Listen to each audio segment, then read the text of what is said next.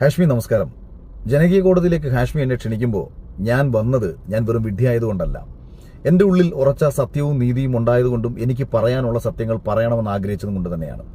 ഹാഷ്മി അവിടെ നെറുകേട് കാണിക്കുമെന്നും ഇന്നലകളിൽ ഞാനുമായി ഉണ്ടായ സംവാദത്തിൽ ഹാഷ്മിക്കുണ്ടായ ക്ഷീണം തീർക്കാൻ വേണ്ടി ഹാഷ്മി നെറുകേട് കാണിക്കുമെന്ന് എൻ്റെ അടുത്ത് പല സുഹൃത്തുക്കളും പറഞ്ഞു. അപ്പോഴും ഞാൻ പറഞ്ഞു, അല്ല, ഹാഷ്മി ഒരു നല്ല മാധ്യമപ്രവർത്തകനാണ്, അദ്ദേഹം അത് ചെയ്യില്ല എന്നാണ് ഞാൻ കരുതിയത്. പക്ഷേ നിങ്ങൾ ഈ പരിപാടിയിൽ അതിഥിയായി വിളിച്ച ആൾക്കാരോട് എനിക്കെതിരെ എന്തൊക്കെ സംസാരിക്കണമെന്നും ഏതൊക്കെ ഭാഷയിൽ സംസാരിക്കണമെന്നും നിങ്ങൾ പറഞ്ഞത് കേട്ടപ്പോഴാണ് എനിക്ക് നിങ്ങളുടെ ഉള്ളിലെ പകയും വിദ്വേഷവും എനിക്ക് മനസ്സിലായത്. അതിനുശേഷമാണ് നിങ്ങളൊരു വൃത്തികെട്ടവനാണെന്ന് ഞാൻ തിരിച്ചറിയുന്നത്. ഇവിടെ നിങ്ങൾ എന്നെ ഈ പരിപാടിയിലേക്ക് വിളിച്ചിട്ട് യഥാർത്ഥത്തിൽ നിങ്ങൾ ചോദിക്കേണ്ടിയിരുന്നതും അല്ലെങ്കിൽ എന്നെ പൊളിച്ചെടുക്കേണ്ടിയിരുന്നതും എന്റെ നിലപാടുകൾ എന്തൊക്കെയായിരുന്നുവെന്നും ആ നിലപാടുകൾ എത്ര തവണ ഞാൻ മാറ്റിപ്പറഞ്ഞെന്നും ആ മാറ്റിപ്പറഞ്ഞ നിലപാടുകളുമായി ബന്ധപ്പെട്ടിട്ടുള്ള ചോദ്യങ്ങൾ ചോദിച്ചുകൊണ്ട് നിങ്ങൾ എന്നെ ഒന്നൊന്നായി പൊളിച്ചിരുന്നുണ്ടെന്നുണ്ടെങ്കിൽ ഞാനും ഹാഷ്മിക്ക് ഒരു ഷേക്കാൻഡ് തന്നേനെ. പകരം ഹാഷ്മി എന്താണ് ചെയ്തത്? എന്റെ ഫേസ്ബുക്കിൽ ഞാൻ നിഷ്പക്ഷമായി പറഞ്ഞിരുന്ന ഒരു രാഷ്ട്രീയത്തെ എടുത്തു പറഞ്ഞു വെച്ചുകൊണ്ട് BJPയുടെ രാഷ്ട്രീയമെന്നും ഭാരതവിരുദ്ധ രാഷ്ട്രീയമെന്നും പറഞ്ഞുകൊണ്ട് അവിടെ തുടങ്ങിയ വിഷയത്തിൽ അവസാനം വരെ ഹാഷ്മി പോയിക്കൊണ്ടിരുന്നത് എന്നെ ഒരു BJPക്കാരനാക്കി വരുത്തി തീർക്കുക എന്നുള്ളതായിരുന്നു.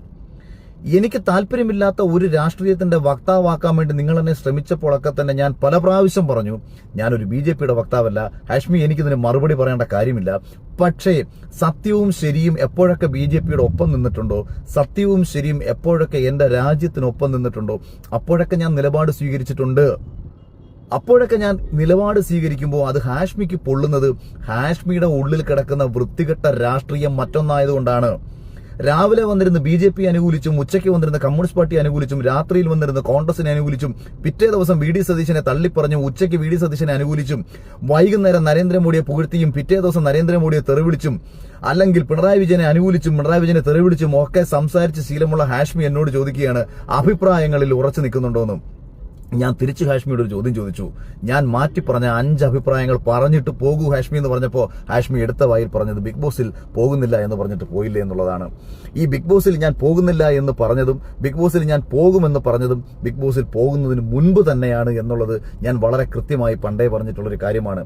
അതുപോലും എന്റെ ജീവിതത്തെയും എന്റെ കുടുംബത്തെയും മാത്രം വ്യക്തിപരമായി മാത്രം ബാധിക്കുന്ന ഒരു വിഷയത്തിൽ, പൊതുസമൂഹത്തിന് ഒന്നും ബാധിക്കാത്ത ഒരു വിഷയത്തിലും ഞാൻ നാളിതുവരെ ഒരു അഭിപ്രായം പറഞ്ഞു മറ്റൊരാൾക്ക് വേദന ഉണ്ടാക്കുന്ന ഒരു കാര്യവും ചെയ്തിട്ടില്ല.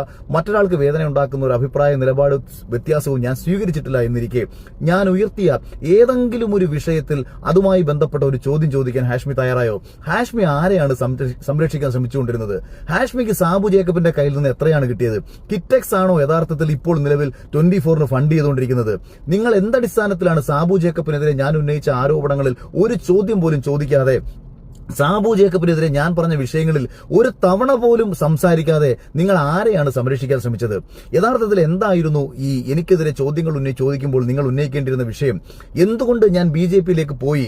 കോൺഗ്രസ് അനുകൂല നിലപാട് സ്വീകരിച്ചിരുന്ന ഞാൻ എന്തുകൊണ്ട് BJPയിലേക്ക് പോയി എന്നൊരു ചോദ്യം നിങ്ങൾക്ക് ചോദിക്കാം. അവിടെ ഞാൻ കൃത്യമായിട്ട് പറഞ്ഞു, കൊട്ടാരക്കരയിൽ കൊടിക്കുന്നിൽ സുരേഷിന്റെ നേതൃത്വത്തിൽ നടത്തിയ കാര്യങ്ങളും ഇതിനു മുൻപ് ഞാൻ യൂത്ത് കോൺഗ്രസിൽ പ്രവർത്തിച്ച സമയത്ത് കൊടിക്കുന്നിൽ സുരേഷ് ചെയ്ത കാര്യങ്ങളും ഉൾപ്പെടെ എന്തെല്ലാം കാര്യങ്ങൾ ഞാൻ സംസാരിച്ചു, എന്റെ വ്യക്തിജീവിതവുമായി ബന്ധപ്പെട്ട എന്തെല്ലാം കാര്യങ്ങൾ ഞാൻ സംസാരിച്ചു. ഇതൊക്കെ പുറത്തുവിടാൻ നിങ്ങൾ മാന്യത കാണിച്ചോ? ഇല്ല.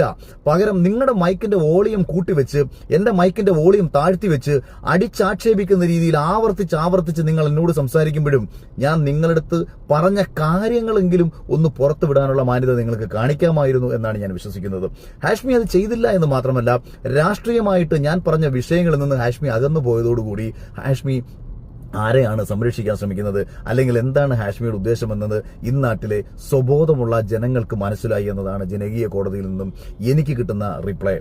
അല്ലാതെ ഞാൻ കേരള രാഷ്ട്രീയത്തിൽ CPMനെയും സുഡാപ്പികളെയും കമ്മ്യൂണിസ്റ്റ് പാർട്ടി കോൺഗ്രസിനെയും BJPയും ഒക്കെ പലപ്പോഴായി വിമർശിച്ചിട്ടുള്ള ഒരു വ്യക്തി എന്ന നിലയിൽ എനിക്കെതിരെ രാഷ്ട്രീയപരമായിട്ട് വരുന്ന കമന്റുകൾ കണ്ട് ആസ്വദിക്കുന്നതിൽ കാര്യമില്ല. അത് അറിഞ്ഞുകൊണ്ട് തന്നെ ഞാൻ ചെയ്യുന്ന കാര്യങ്ങളാണ്. ഒരു രാഷ്ട്രീയമായിട്ട് നമ്മൾ ഒരാളെ എതിർക്കുമ്പോൾ ആ രാഷ്ട്രീയത്തിന്റെ എതിർപ്പുകൾ നമുക്ക് സംഭവിക്കുമെന്നുള്ളത് സ്വാഭാവികമാണ്. പക്ഷേ മാധ്യമ പ്രവർത്തന നിലയിൽ ഹാഷ്മി നിങ്ങളൊരു വലിയ പരാജയമായി മാറിയിരിക്കുന്നു. വ്യക്തിവിരോധം തീർക്കാൻ വേണ്ടിയിട്ട് ഒരു ചാനൽ ഫ്ലോർ ഉപയോഗിച്ച് നിങ്ങളെ ഒരു മാധ്യമ പ്രവർത്തകനെന്ന് ഒരിക്കലും വിളിക്കാൻ കഴിയില്ല എന്ന് പറഞ്ഞുകൊണ്ട് ഒരു കാര്യം കൂടി എനിക്ക് ഹാഷ്മിയോട് പറയാൻ ആഗ്രഹിക്കുന്നു. ഹാഷ്മിക്ക് തന്റെ ഇടമുണ്ടെങ്കിൽ ഹാഷ്മി വിളിക്കുന്ന ആള് ഉമ്മയുടെ ഭർത്താവ് തന്നെയാണ് ഹാഷ്മിയുടെ വാപ്പയെങ്കിൽ ലൈവായിട്ടൊരു പ്രോഗ്രാം നടത്തുക. എന്നിട്ട് ഇതേ വിഷയം നിലപാടെന്ന് പറഞ്ഞ ഇതേ വിഷയത്തിൽ അഖിൽ മാരാർ പൊതുസമൂഹത്തിന്റെ മുന്നിൽ മാറ്റിപ്പറഞ്ഞ നിലപാടുകൾ ഓരോന്നോരോന്നോരോന്ന് വിളിച്ചു പറഞ്ഞിട്ട് നിങ്ങളൊന്ന് പൊളിച്ചെടുക്കാൻ നോക്ക്. നിങ്ങൾ പറഞ്ഞ വിഷയം, ഒരു തെരഞ്ഞെടുപ്പിൽ മത്സരിച്ച സമയത്ത് ഞാൻ നടത്തിയ രാഷ്ട്രീയ പ്രസംഗങ്ങൾ, തെരഞ്ഞെടുപ്പിൽ മത്സരിച്ച സമയത്ത് ജയിക്കുമെന്ന് ഞാൻ പറഞ്ഞ കാര്യങ്ങൾ, തെരഞ്ഞെടുപ്പിൽ മത്സരിക്കുന്ന സമയത്ത് എന്റെ രാഷ്ട്രീയ പാർട്ടിയിലെ പ്രവർത്തകർക്കും അവിടെ വോട്ട് പിടിക്കാൻ വേണ്ടി ഇറങ്ങിയ ആൾക്കാർക്കും അവിടുത്തെ വോട്ടർമാർക്ക് മുന്നിൽ അവരുടെ കോൺഫിഡൻസ് വർദ്ധിപ്പിക്കാൻ വേണ്ടി ഞാൻ പറഞ്ഞ കാര്യങ്ങളാണോ നിങ്ങൾ ഒരാളുടെ നിലപാടായി വ്യാഖ്യാനിക്കുന്നത്? ഒരു തെരഞ്ഞെടുപ്പിൽ രാഷ്ട്രീയ പ്രവർത്തനം നടത്തുന്ന സമയത്ത് ആരാണ് തോൽക്കുമെന്ന് പറഞ്ഞ് മത്സരിക്കുന്നത്? ഒരു സ്വതന്ത്ര സ്ഥാനാർത്ഥി പോലും ജയിക്കുമെന്ന് പറഞ്ഞാണ് മത്സരിക്കുന്നത്. വെറും 500 വോട്ടേ തനിക്ക് ഈ മണ്ഡലത്തിൽ കിട്ടത്തോളം എന്നുണ്ടെങ്കിലും അവനോട് ചോദിച്ചാലും അവൻ പറയുന്നത് ജയപ്രതീക്ഷയുണ്ടെന്നും ജയിക്കുമെന്നും അവന്റെ ചുറ്റുമുള്ള ആൾക്കാരോട് ജയിക്കാനുള്ള സാധ്യതകളെ കുറിച്ചുമാണ്. അതിനെ എടുത്തു വെച്ചിട്ട് നിങ്ങൾ എന്നെ ആക്ഷേപിക്കാൻ ഉപയോഗിക്കുമ്പോൾ നിങ്ങൾ എത്രത്തോളം താഴ്ന്നു പോയിരിക്കുന്നു എന്ന് സ്വയം ആലോചിക്കുക. സാബു ജേക്കബിന് വേണ്ടിയിട്ട് നടത്തിയ വെറും വാഗൊണ്ടുള്ള വയറിളക്കം മാത്രമാണ് ഹാഷ്മി ആ ചാനൽ ഫ്ലോറിൽ നിന്ന് ഹാഷ്മി കാണിച്ചതെന്ന് തിരിച്ചറിയുക. ഒരിക്കൽ കൂടി ഹാഷ്മിയെ വെല്ലുവിളിച്ചുകൊണ്ട് ഞാൻ ചോദിക്കുന്നു, ലൈവായി ഞാനുമായി സംവദിക്കാൻ ഹാഷ്മിക്ക് താല്പര്യമുണ്ടോ? ഒരു എഡിറ്ററേയും സഹായമില്ലാതെ, ഒരു ഇന്നിയറിൽ നിന്നും ചെവിയിൽ അവന്മാര് പറഞ്ഞു തരുന്ന കാര്യങ്ങൾ കേൾക്കാതെ, എനിക്കെതിരെ ഉപയോഗിക്കാൻ വേണ്ടിയിട്ട് നിങ്ങളെ എഡിറ്റിംഗ് ടീമിന്റെയും എഡിറ്റോറിയൽ ഡെസ്കിന്റെയും സഹായത്തോടു കൂടി ചെവിയിലിരുന്ന് അവന്മാർ പറഞ്ഞു തരുന്ന കാര്യങ്ങൾ കേട്ടിട്ട് പ്രിപ്പയർ ചെയ്ത് എഴുതി തയ്യാറാക്കി കൊടുത്ത കുറെ വീഡിയോകൾ ഉണ്ടായിരുന്നല്ലോ. അവിടെ നിന്ന് പറയുന്ന ഞാനും കേട്ടതാണല്ലോ. ഞാൻ തന്ന ആദ്യത്തെ വീഡിയോ പ്ലേ ചെയ്യും, ഞാൻ തന്ന രണ്ടാമത്തെ വീഡിയോ പ്ലേ ചെയ്യും, ഞാൻ തന്ന മൂന്നാമത്തെ വീഡിയോ പ്ലേ ചെയ്യും. എന്നിട്ട് അത് ഏതെങ്കിലും പ്ലേ ചെയ്തിട്ട് എന്തെങ്കിലും സംഭവിച്ചോ? അത് ഏതെങ്കിലും ഒന്നിൽ നിങ്ങൾക്ക് നിങ്ങൾ പറഞ്ഞ കാര്യം സ്ഥാപിച്ചെടുക്കാൻ പറ്റിയോ? ഒന്നുമില്ലാതെ വന്നപ്പോ കോൺഗ്രസ് വക്താവുമായി ചേർന്ന് എന്നെ BJP-കാരനാക്കാൻ ശ്രമിക്കുമ്പോൾ BJP-ക്ക് വേണ്ടി സംസാരിക്കാൻ താല്പര്യമില്ല എന്ന് ആവർത്തിച്ച് ഞാൻ പറഞ്ഞിട്ടും ആ വിഷയത്തിൽ മാത്രം നീട്ടിക്കൊണ്ടുപോയ ഒരു ചർച്ചയിൽ ഞാൻ ഇരുന്ന് തന്നപ്പോ ഒരു സാമാന്യ മര്യാദ കാണിക്കാമായിരുന്നു എന്ന് മാത്രം പറഞ്ഞുകൊണ്ട് ധൈര്യമുണ്ടെങ്കിൽ നീ വാ, ധൈര്യമുണ്ടെങ്കിൽ വാ, ലൈവായി ഞാനുമായി സംവദിക്കാൻ താല്പര്യമുണ്ടെങ്കിൽ നീ വാ എന്ന് മാത്രം പറഞ്ഞുകൊണ്ട് അതിനുള്ള തന്റെ ഇടം ശ്രീകണ്ഠൻ നായരുടെ 24 ചാനലിലുണ്ടെന്നുണ്ടെങ്കിൽ 24-ൽ വന്ന് ലൈവിൽ ഞാൻ ഇരിക്കും. അതിനുള്ള തന്റെ ഇടം മറ്റേതെങ്കിലും ചാനലുണ്ടെന്നുണ്ടെങ്കിൽ ഹാഷ്മി അവിടെ വന്ന് സംവദിക്കും. ഇതേ വിഷയത്തിൽ സംവദിക്കുക.